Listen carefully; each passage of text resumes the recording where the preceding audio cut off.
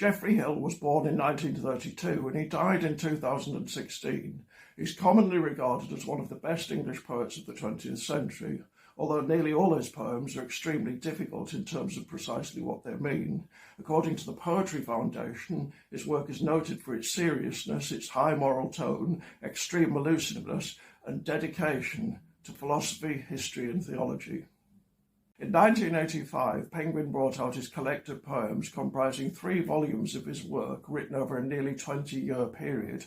For the Unfallen, Mercian Hymns, his 1978 Tenebrae, and 2 lengthy standalone poems, Hymns to Our Lady of Chartres and The Mystery of the Charity of Charles Perguet, both from the 1980s.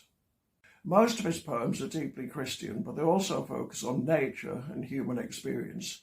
For the Unfallen consists of 46 poems on a variety of subjects and is by far the longest collection.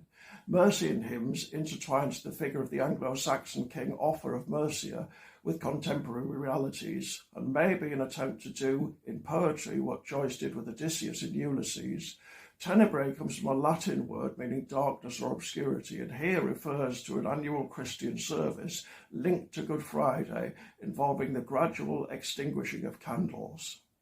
To say Hill's output is challenging is an understatement. I've read the collected poems from cover to cover twice. I'm not sure I understood any single poem in its entirety, and I had virtually no idea what the rest were getting us. On the other hand, I don't dispute that Hill was a great poet.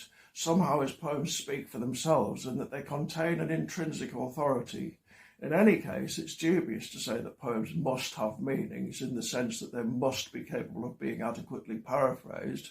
Some can, of course, but that's probably irrelevant as a criterion of a poem's quality. Which does raise an interesting philosophical question, because ordinarily when we talk about the meaning of a sentence, we're talking about its translatability.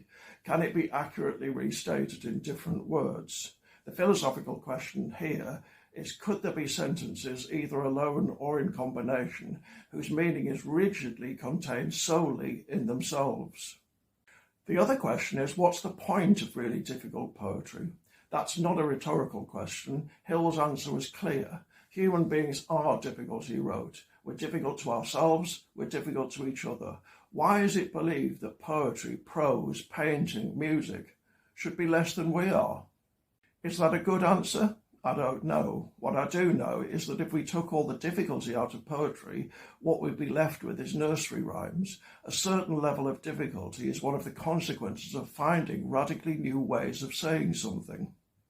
In 1912, the great Irish poet W.B. Yeats wrote a poem entitled The Fascination of What's Difficult.